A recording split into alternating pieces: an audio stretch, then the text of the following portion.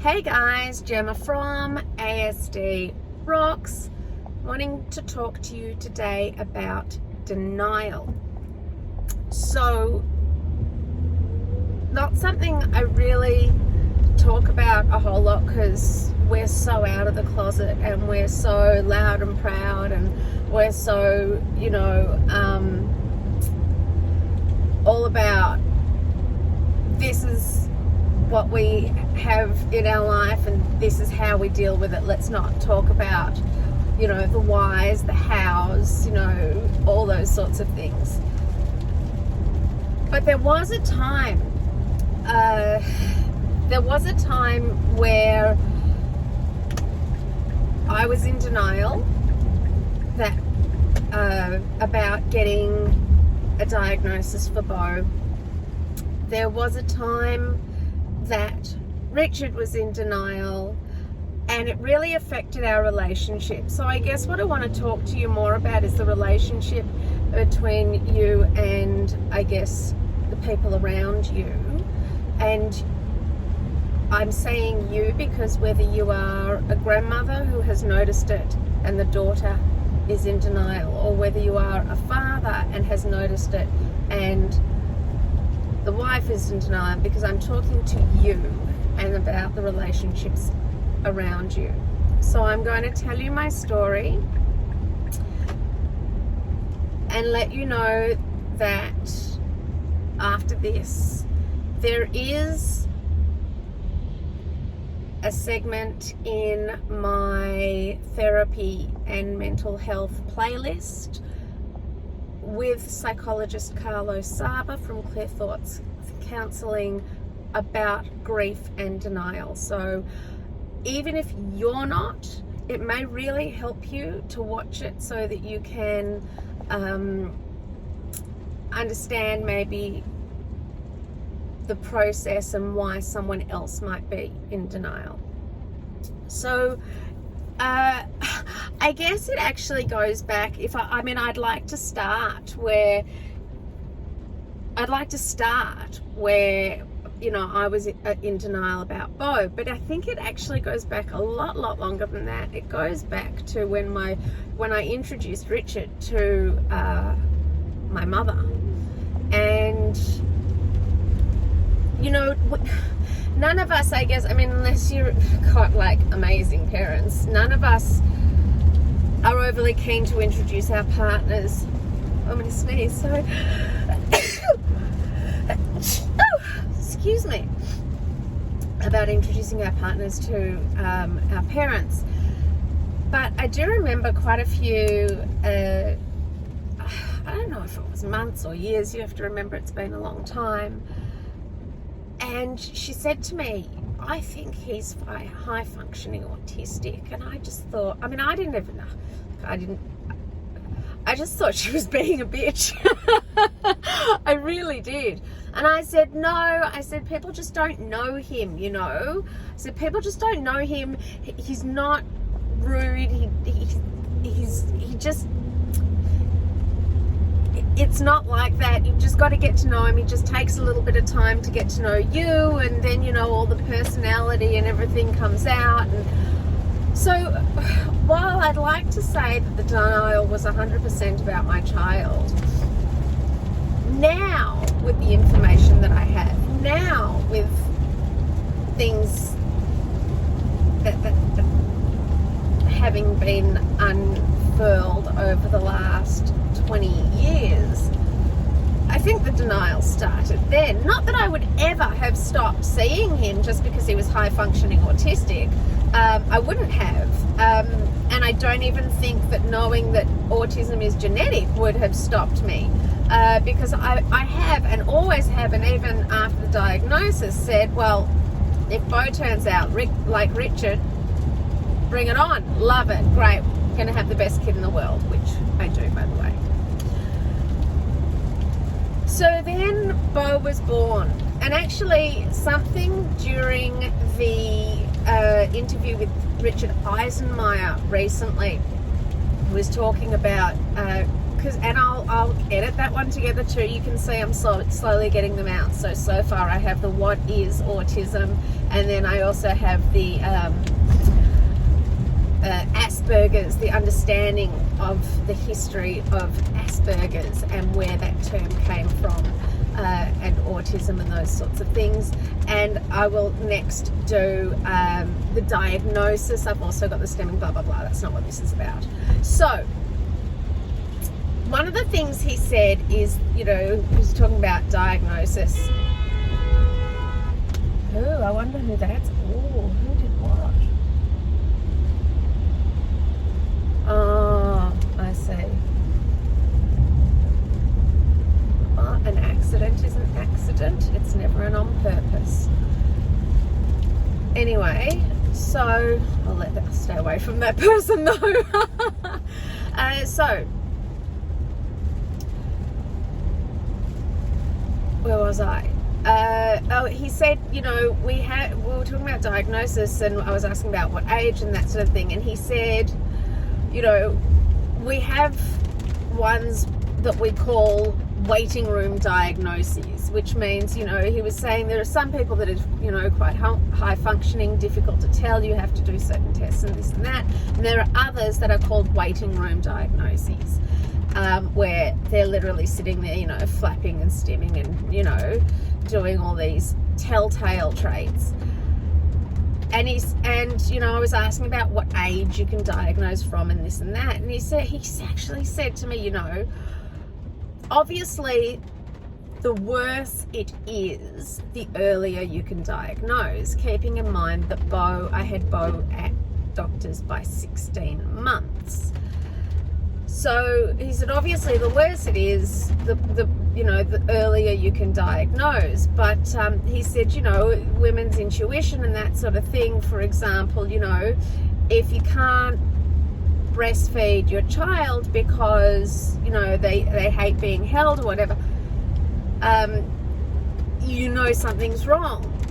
And I just went, oh my God, like it all just clicked. It all just clicked. Bo would only breastfeed from one side. He would only breastfeed from one side. So I used to have to try and do this football hold on the other side, to try and trick him into being held, you know, because he just, you know, and I never, not until literally during that interview did I make that connection. And he said, oh, you know, if you've got some intuition, your kids won't be held. And all of these things started flooding back that apparently I should have had intuition about. Anyway,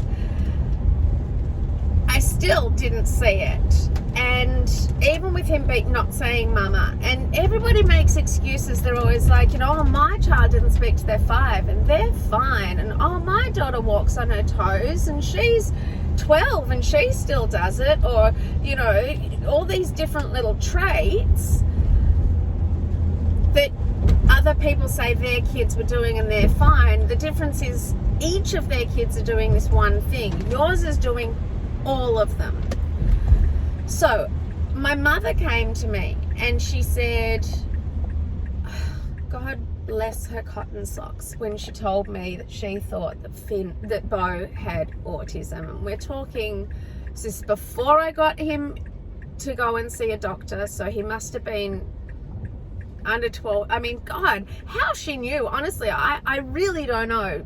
The fact, saying that she raised me and my sister, you don't realize how we were raised. She hated babies. Like, she just loathed me. So, you know, she was constantly pushing me away. She never wanted anything to do with me. So, I don't really, but I guess, I don't know. She saw it, as she said when I talked to her, she said, grandchildren are different. You just see them differently. And she used to come over and she never let it drop.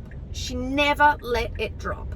And it got to the point where Richard would get so angry that he would nearly pick her up and throw her out of the house, because you don't want to hear anyone tell you there's something wrong with your child. So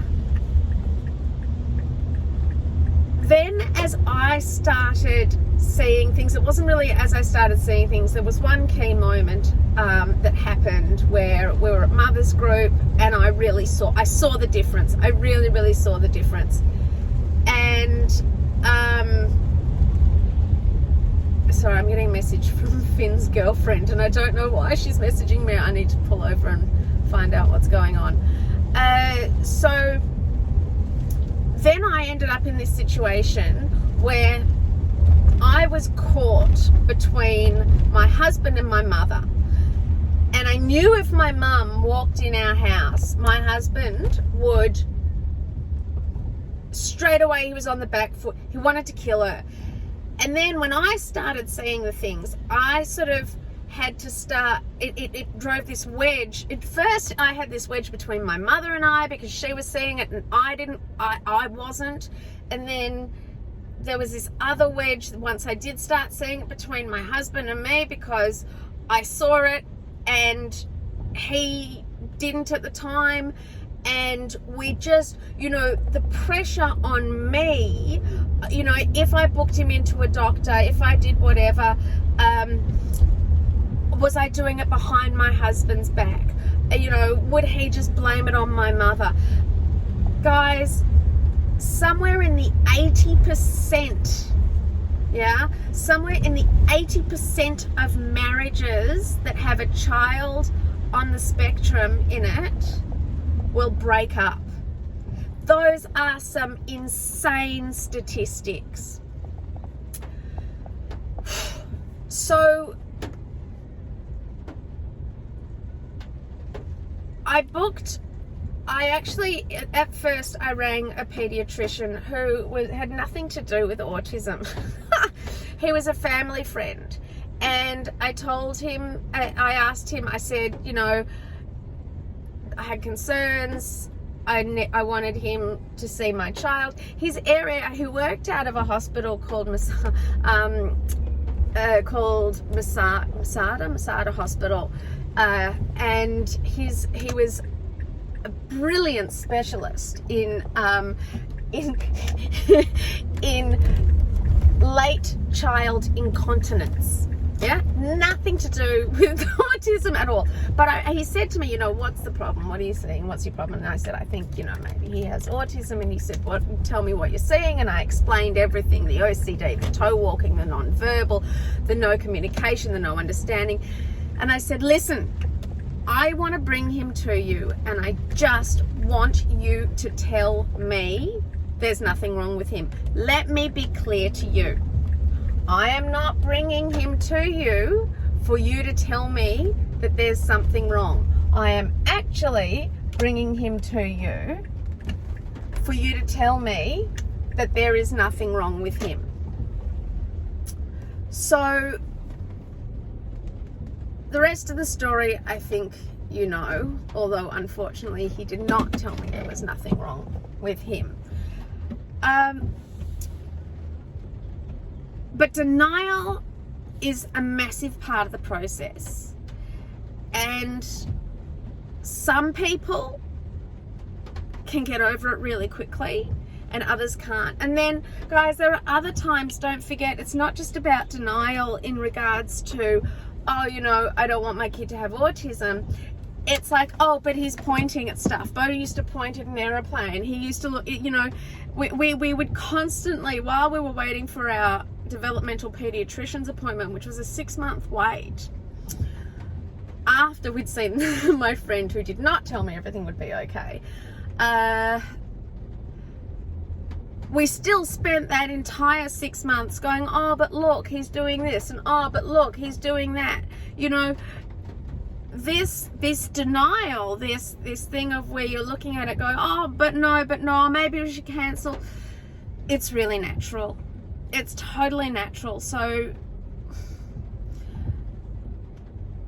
if someone in your life is going through denial and you're not, maybe it's just because you've been there, you've been through it. But we all go through that denial.